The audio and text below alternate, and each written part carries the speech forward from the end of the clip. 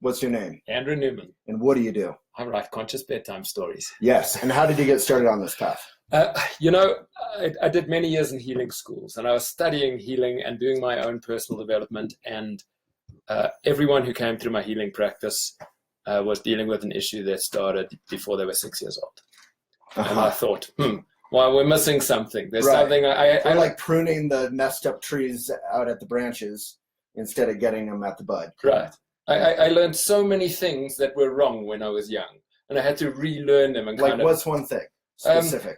That the world's a scary place. Okay. Right. And that it's unkind or unsupportive. And that's not true? That's not true. Fundamentally, this is a loving environment here to support us in being ourselves. That sounds very Buddhist. It hasn't been my path, but they can't be wrong. Right. Okay. That's great. Well, many paths hopefully will connect. So before we get too deep, can you just give us some visuals for those of us who are watching the video? If you're not, you can go to, what's the URL? Conscious Bedtime? ConsciousStories.com. ConsciousStories.com. Yep. So give us a couple visuals. So you are holding there the elephant who tried to tiptoe. She's not being herself. There we go. She needs to fall in love with who she is and how she is. And she's reminding children to be their true selves. Okay, because the elephant wants to tiptoe. It wants to be a delicate little ballerina. Right, she compares herself. Let's open up a page and you'll see what she does. I mean, this book is full of little animals. The starting point, the body I've been given is a big, grey, heavy one. It isn't light like fairies, nor fast like cheetahs run. And so there's the comparison right up front. It's kind of like kids with the magazines. They're like, I wish I was stronger. I wish I was thinner. I wish I was more conventionally beautiful. Right. Whatever. I wish I was anything other than the way I am. Right. And then she gets to this point where she goes, but those are special features of others in the wild. Each is quite unique, like every special child. And she's starting to realize monkeys do this and cheetahs do this and bears do this, but I'm an elephant and I've got some special features of my own. Fantastic.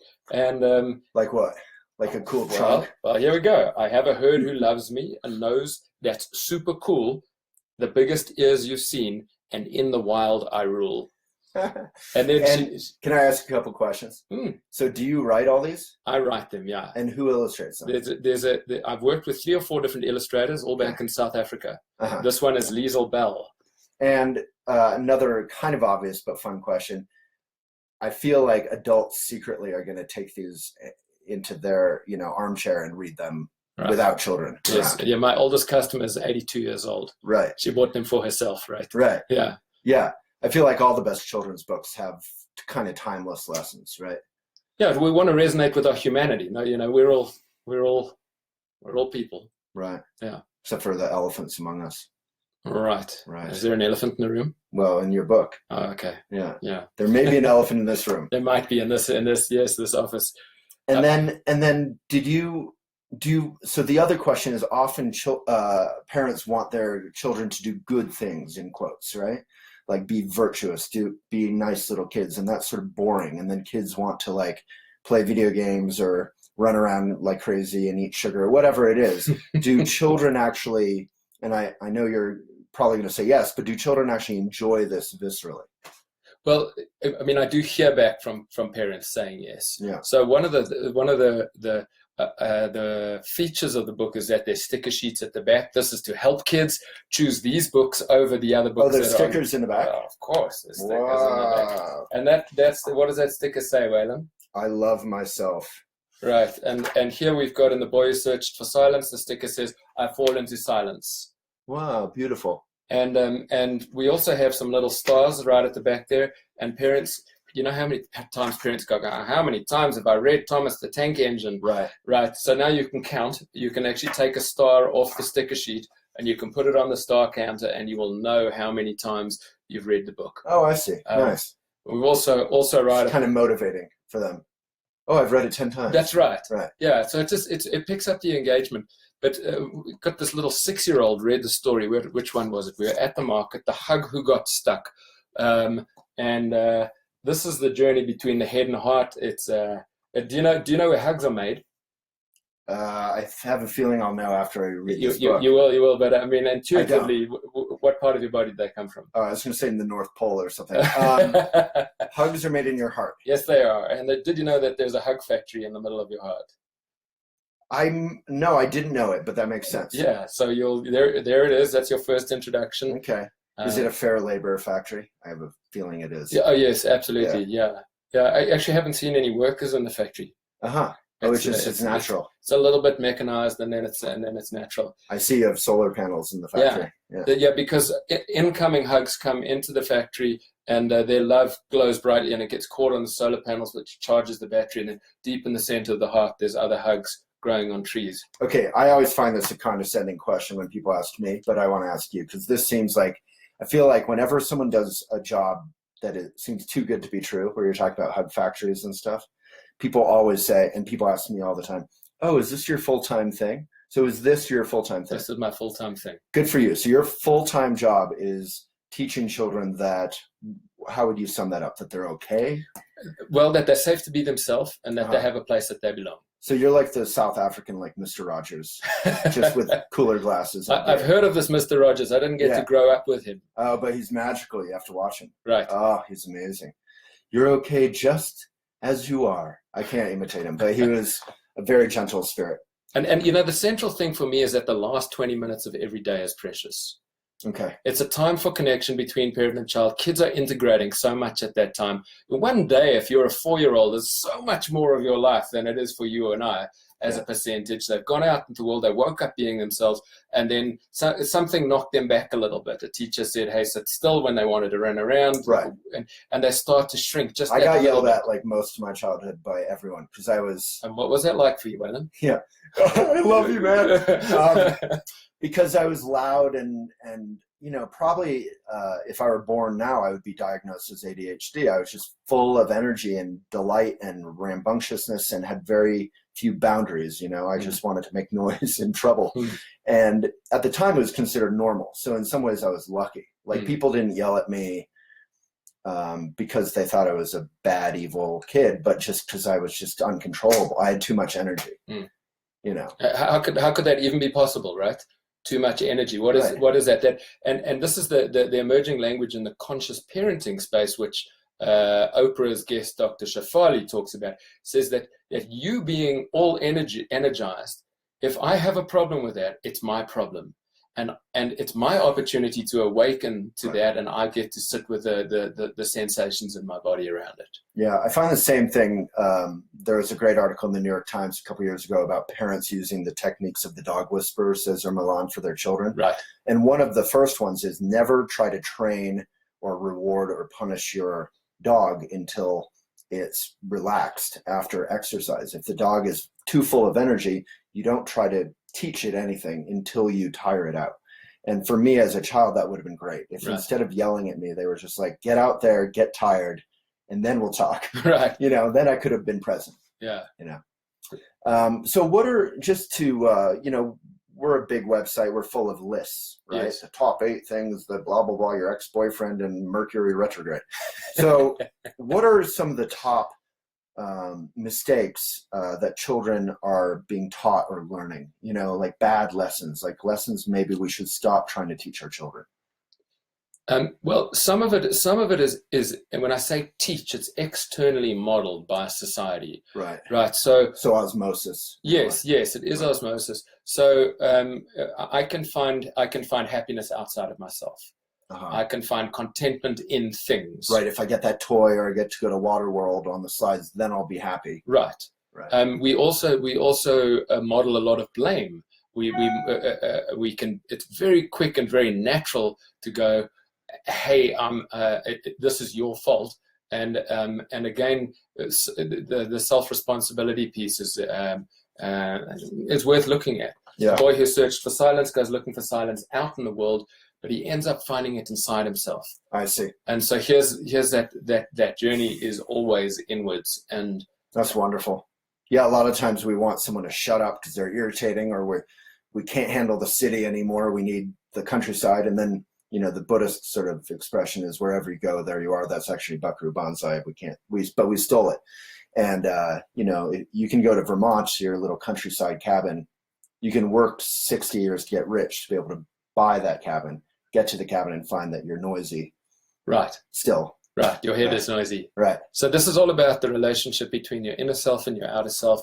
And I want kids to grasp that early. You'll see that each story starts with a breathing practice. We call it snuggle breathing. 4 simple breaths. I breathe for me. I breathe for you.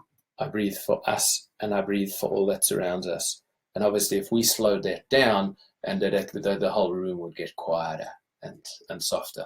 And, again, just to repeat myself, since I'm such a talented interviewer, do children actually enjoy that? At times. Yeah. So it's not all kids all the time. Okay. But this is a as much for the parent as it is for the child. Sure. It's about, that's profound. Mum at the end of the day when she's taking a kid in, her day's not over. We know this, and that she might have work that she's still got to do. She's certainly got housework that whoever's looking after the house has to, like, sure. the dishes might not be done and the laundry's coming and all of that sort of stuff. But presence is the healer always. Mm-hmm. And this is what that says. Come present. It says, hear your breath. Come present to yourself. I breathe for me. Come present to those around you. Come present to what's happening in the space, and just be there. And that's profound stuff. I mean, we rag on positivity all the time in Elephant. Being positive is, of course, wonderful, but positivity is often about not being present. If the present situation is negative or toxic or difficult, get away from it. Right. And in Buddhism, we encourage folks to open up and be raw and vulnerable and kind of brave with whatever's happening in the present moment. And then you can relax. After that bravery, you can relax and actually enjoy life. Right, meet the moment. And it is it is a muscle that needs to be developed. Right. And this is why the invitation needs to come in many forms. Right. Kids in the mindfulness and education networks are growing around the world. A lot of it is being pioneered in the US, which is a lot of why I'm here. And I see many supports on the same message coming in different places. So are you do you go tour around schools and things like that? I've done some schools. I think my focus has been getting the back end of the business ready, so that we now have the subscription service, we have the distribution channels in the US. South Africa is coming online. So how does distribution work? You're your own publisher? I am my own publisher, and the choice around that was that I would have had to split the collection to get a bigger mainstream publisher taking something on, and I would have lost creative control as well. Sure. And I did the same thing with my book. Right. And then how did you work out distribution? Because that can be a pretty difficult thing if you don't play with the man. Well, unfortunately, you play with a man, and it's part of the process. Of course, our invitation is always to say, come through. I come out of a small family business background. It was jewelry, but I loved that people did business person to person, and it's very different to walking into a mainstream retailer that's got hundreds of stores around the country. I always shop with a little guy if I can. That's my hope, that people will come to consciousstories.com instead of going to the big A, because it's better person-centered contact, and that's what my entire business is about. For anyone listening or watching, there's an article that I recommend to everybody, anyone who shops with the big A, who will go unnamed, titled what is it? It's on the New Yorker. Now I'm going to forget it, but it's a great article. New Yorker. Oh, well. I apparently need more coffee or less coffee. We'll find out later. Stay tuned. No, but it's an article a couple years ago about Amazon and their kind of overwhelming power, even over the likes. Liberals love to rag on Walmart or something. Walmart's made some improvements. Amazon dwarfs Walmart by factor of 1,000 at least. Right. So if you want to support small publishers and artists and writers, shop local, use bookstores, direct website. So I really encourage people. What's the website again? ConsciousStories.com. Yeah. And I see you're on Eco Papers. So you're trying to walk your talk a bit. We are definitely trying that. Yeah. That's great. Okay. So what are a couple of the other lessons that you would love to see kind of stop getting out there for children? I'm asking that badly, but what is? I understand. Yeah, I understand. It's, what are some of the lessons that are unhealthy for our children? And then we could maybe touch on a couple that you're trying to communicate. well, again, we're talking about fundamentally the safety to be yourself. So anything that shuts down the aspect of a child's essence, that doesn't encourage their creativity. Creativity is part of our nature. But this happens in subtle spaces. A kid goes away, creates a massive masterpiece, and mum takes the masterpiece and says, "Oh, look what my child did," and it becomes her masterpiece that she's taken from them to make her proud about the child. I'm not saying every mum does this, Sure. but it's an easily done thing, right? Right. And or if I'm good at baseball, then mom or dad are going to say, "I'm so proud of you." Like it's part of them. It becomes the child becomes the parent's identity, right. and parents need to hold their own identity. I understand for mothers, particularly because of having carried a child and birthed him, that there is the first 7 years has so much closeness in it, right? And the child's really fully forming their own energy field, their own system, their own self, and their identity. After 7, and so. What is your background in terms of philosophy or religion or ethics? Well, I was raised Anglican Christian under apartheid South Africa. Uh-huh. So that's not complicated at all. Domination and control, right? Or big authority figures always externalized to self. And so in a way, this comes out of your own story. You had all kinds of probably complicated lessons growing up. Absolutely. Your first 7 years. Absolutely. Yeah. And I credit my time at a healing school. I trained with Barbara Brennan for 4 years doing. Who is this? She's the author of a book called Hands of Light or Light Emerging. Those are her two. And her 4-year school trains healers, but it's very much a personal transformation journey. And that's the first time I got exposed to the fact that some of my thinking might have been off kilt. I might have like misunderstood some things about the nature of the world. And was that hard or was that inspiring or both? It's definitely both. Yeah. It sounds very exciting. Yeah. It's liberating. Yeah. But good personal development requires bumping up against assumptions and beliefs. Oh shoot, I'm totally wrong. Yes. Yeah. Yeah, and that's a humbling moment, right? Yeah, we see that modeled wonderfully in our president in the U.S. right now. No comment. Yes, exactly. Moving on.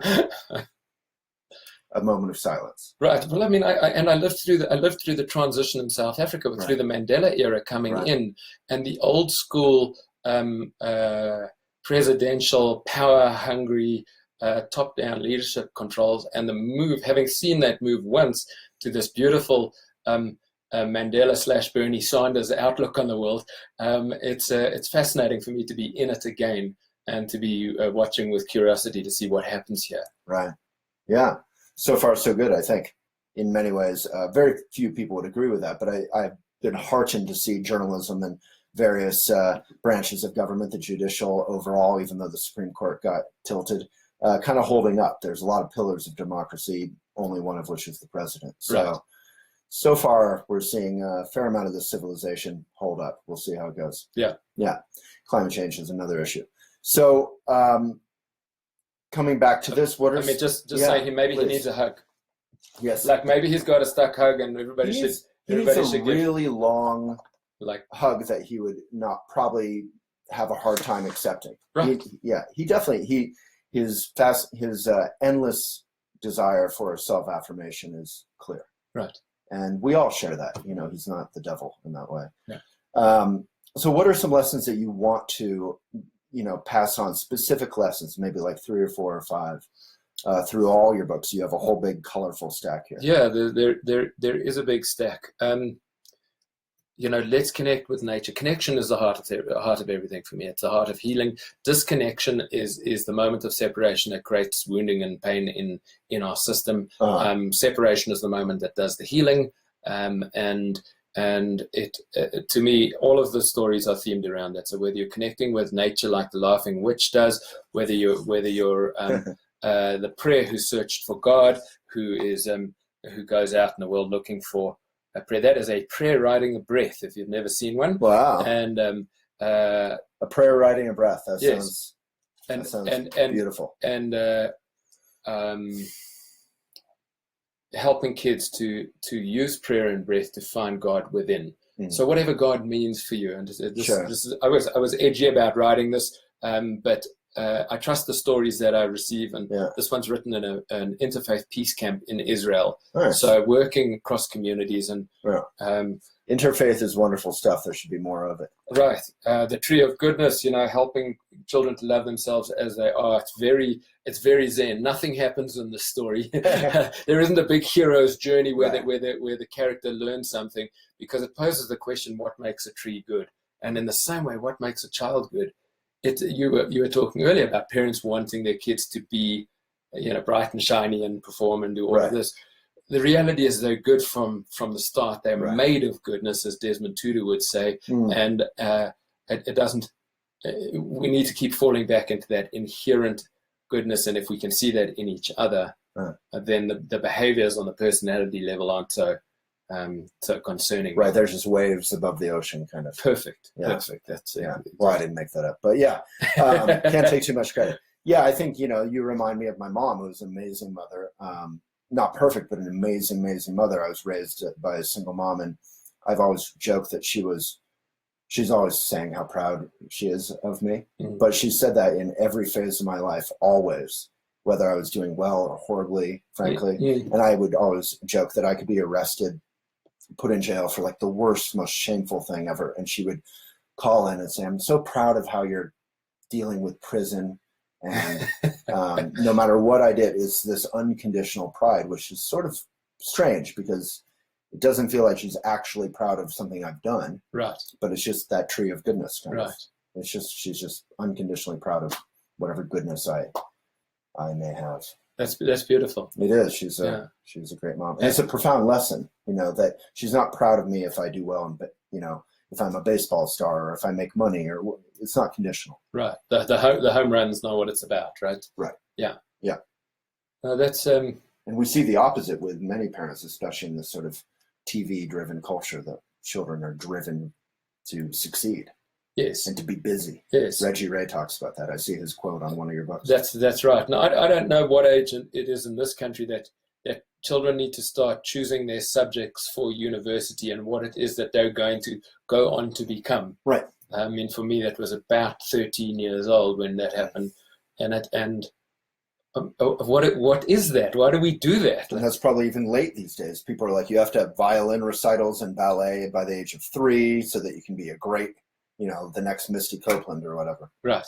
Yeah. And at least in America, we are driven for that stuff. Yes. Yeah. And the parents are stressed, and the kids pick up that stress. Yeah. And think that one of the things imitation is what kids are about. They learn so much through imitation. Right. They want to be like mum and dad because they want to be close to mum and dad. And if they're the same, then therefore it's going to be easier. There's going to be less. And it's how they're figuring out how to get through the world. So right. If dad gets angry, they'll learn from that. That's right. Yeah. Yeah. And so this is the work of the adult, the parent. Many parents are doing great work, a lot of personal development history in the US, hugely more so than other parts of the world. I mean, we know that the psychological development here, I mean, we're in Boulder. Everybody's here, second generation psychotherapy. Your parents had psychotherapists here. Is what I joke about. I mean, that's not the South African situation. It's certainly not other countries. But it does mean that something else is surfacing here. Here, if the school doesn't have like a couple goats on the campus and for yoga, and yoga classes and green smoothies, is not going to cut it. Right. It's not quite that extreme. I mean, academics are still good, important, and all that, but. Yeah, we're blessed with a good public educational system. Yeah. Right, and I recognize I've had many educators pick up the collection of books. I've had a couple who've really dedicated their time, Christy and Mayra, who have created teacher guides for each of the stories so that the books can go into a traditional mainstream evidence-based outcomes education environment. That's the kind of the catchphrase in if you're not in Montessori, then you might be having to work as a teacher to these sort of deliverables. Right. And No Child Left Behind kind of legacy. Right. It's no longer that, but it's that the government wants to see certain evidence of lessons being imparted. Yes, which makes sense, but it's hard to measure. It's very hard to implement on a national basis, Right. and the more we push into system, the less we get connection with the child in the way that that we want to nurture. Right. And, yeah, so obviously the Montessori community loves this sort of collection, but we want it to be able to available in a wider education spectrum, so that everybody can use it. How do you deal with, do you relate to diversity in terms of children coming from all kinds of different backgrounds, rich, poor, black, white, Latino, all the diversity that seems so vital to America now. Right.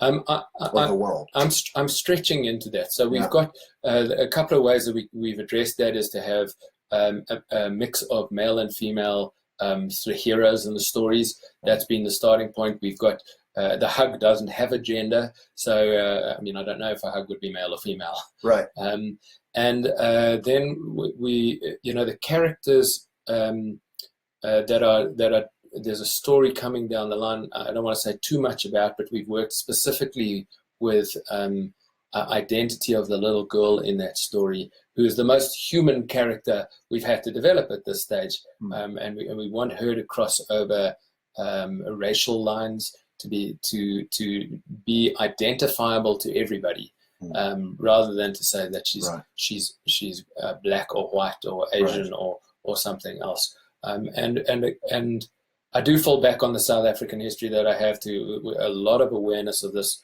being discussed in South Africa in my university days 20 years ago. Of course. And a very, I watch myself. Here's the thing: when you grow up in apartheid South Africa, and this may be controversial, but it's my belief that you grow up racist. Mm-hmm. Whether you like it or not, and whether I like it or not, that I carry programming and scripts that were given to me in my childhood by society. My parents were fairly, they weren't activists, they weren't degrading to anybody. They just sat in the middle line, but it doesn't mean that I didn't pick things up. And I will have to work with assumptions, which is a polite word for prejudice, prejudging. Right. There's just, so you grow up in that kind of world. Right. Yeah. And so I have to watch and wake up to this time and time again, that I might still be carrying that. No matter how much work I've done on it, no matter how much my intention is for healthy connection with other human beings, seeing them all as good, like the tree of goodness, seeing a person right here, it's like I have some things inside me that are lurkers that may come up to the surface. And I think that's a very good example of like what lesson someone can get taught wrong. Yeah, like that racial lesson is getting taught around the world incorrectly, right? And that might say this person is different and therefore unsafe. That's just not true. But there's another profound lesson there where that you're saying, if we can all sort of accept that we have prejudices that we are hardly aware of, some we're aware of, some we're not aware of, but not to condemn ourselves unnecessarily. It's good to take that seriously, that we all have prejudices, but then how to just bring that to light. Because people can change. There was this beautiful article about this self-described racist who, in the US, who made friends with an African-American family. They helped him out in some ways. And he started reading and, reading all the history of African-Americans in the US. And he started just like reading more than anybody we know. Right. And he was just delighted to learn that people could be fundamentally good. Yeah. Of any color or any appearance or any age or any class. And it was just such a beautiful story. It's not always that beautiful or easy or inspiring, but I feel like a lot of particularly like privileged upper class or white people love to sort of self-flagellate for their privilege, but they don't necessarily take the next step to do anything positive out of that. Right. And, and there's a lot of kind of identity politics where we're not even really allowed to help one another anymore. Yes. So I know this is all controversial, but, we all need to work together to create a more enlightened society. Right. And stop sort of blaming one another. Blame is important. It's important to accept blame, right? Yeah. But we need to step beyond that and offer something helpful, like your books here. Yeah. Yeah. It's one of the most terrifying things that I did in South Africa was the first day that I spent on a Habitat for Humanity house build.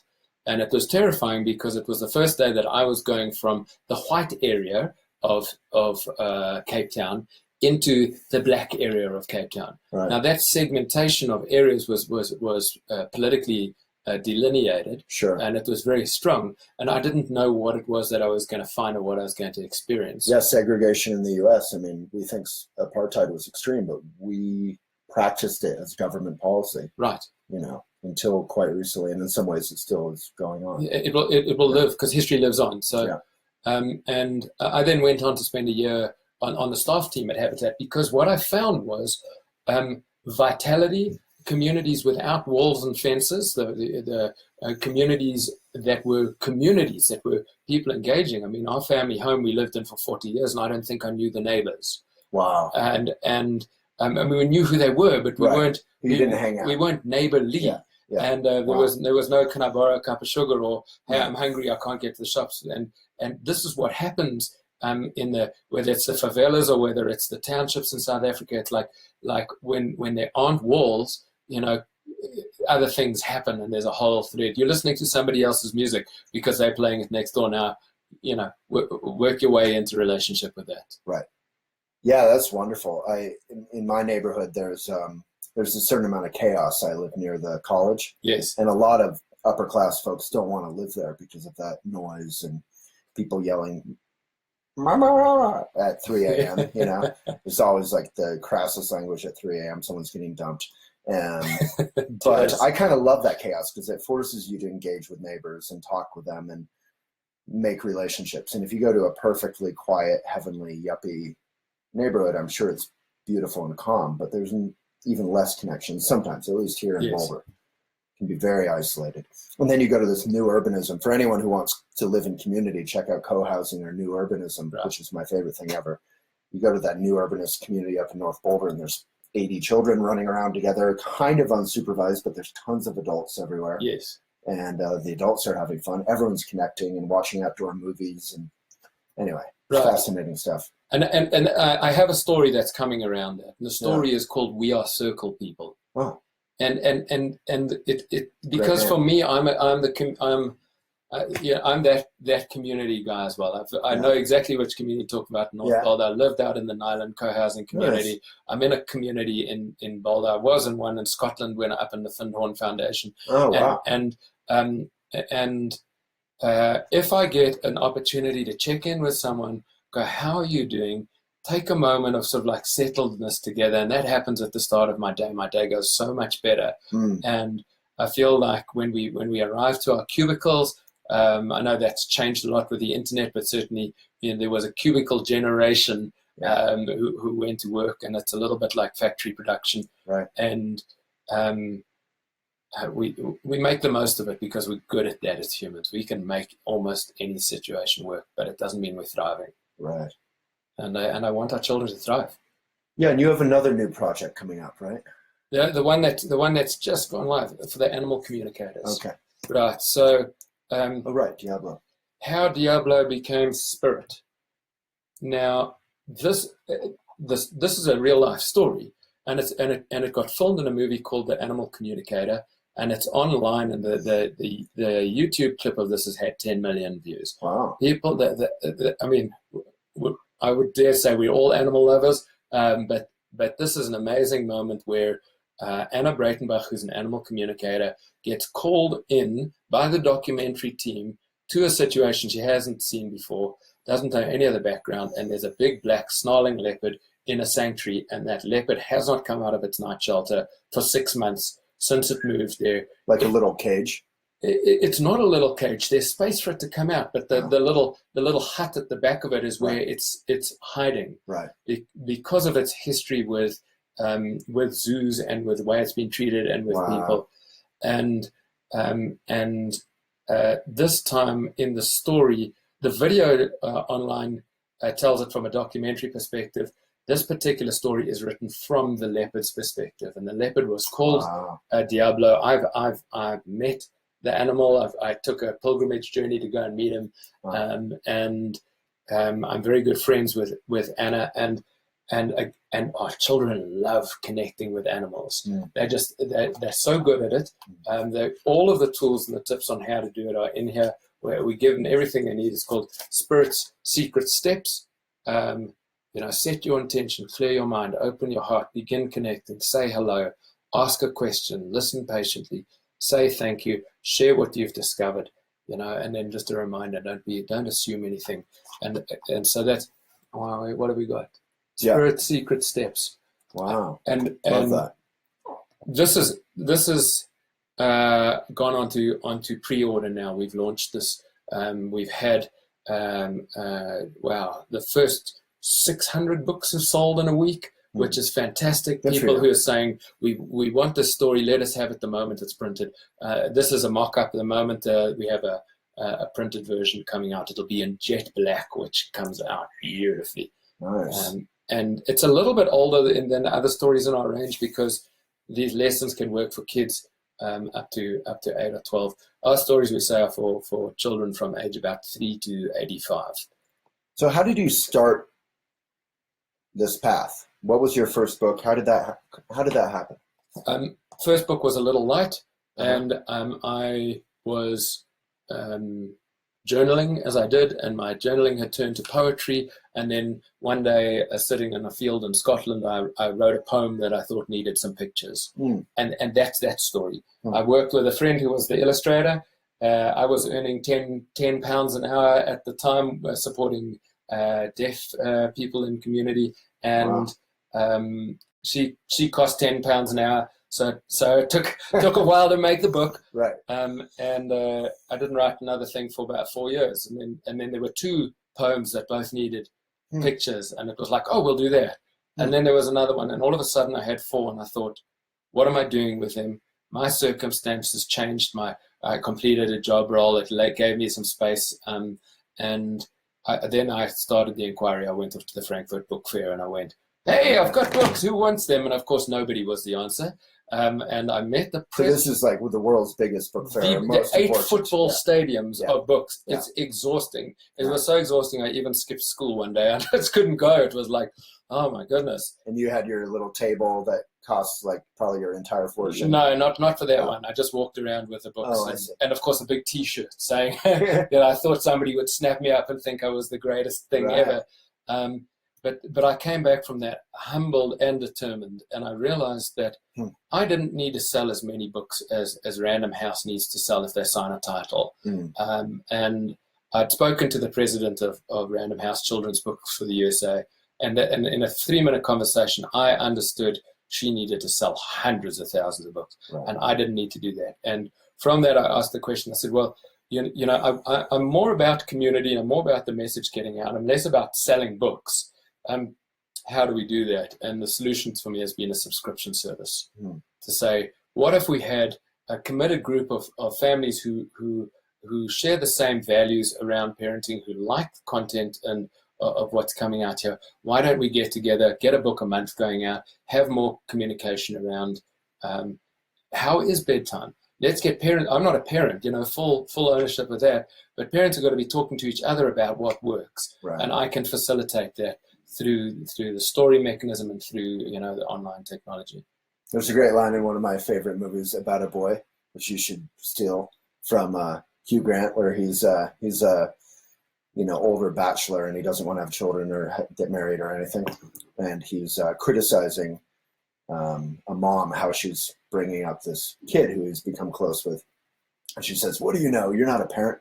He says, "Well, my authority is I was a kid, and this is not how kids work." Right. It was something like that. It was a great line. I was once a children. Yeah. Well, I was a boy.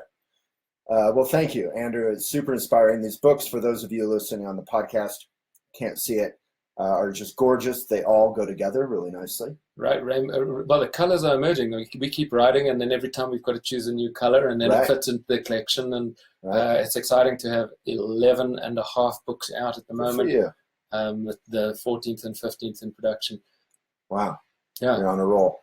So again, what's the website? consciousstories.com. And you can just buy a book, or you can join the subscription. Absolutely, you can do it one at a time. You can join the subscription. The subscription gets value adds like coloring in books and stickers, and we want to keep the messages alive in the home longer than just story time. Disney's busy doing that to us anyway. Our children are learning about being princesses and princes and archetypes, which have their place, but they also we want to have a balance on the bookshelf next to that with conscious messaging as well. Maybe one final question. What are a couple, old or famous children's books that you respect? I love Julia Donaldson's work and Sandak, Where the Wild Things Are. Sandak, yeah. Maurice Sandak. I mean, his art is just extraordinary, and what he knows. Then in the more sort of traditional mind, body, spirits space, Neil Donald Walsh's book, the sun, a little boy in the sun, a little light in the sun. I'm forgetting it right now. Again, books that have transmission in them that can really convey from a place of depth within the author to the reader something special. Awesome. Well, Andrew, thank you. Waylon, thank you. Great pleasure. Please, everyone, whether you're listening on Facebook Live, on YouTube, on Elephant, or on one of our many new podcast channels, please support Andrew Newman and Conscious Bedtime Story Club. Or the company itself is just Conscious Stories. Consciousstories.com, and then the club is what you join when you get your first book. Well done. Yeah. Keep it up. Thank you very much. Thank you, man. Great to be here.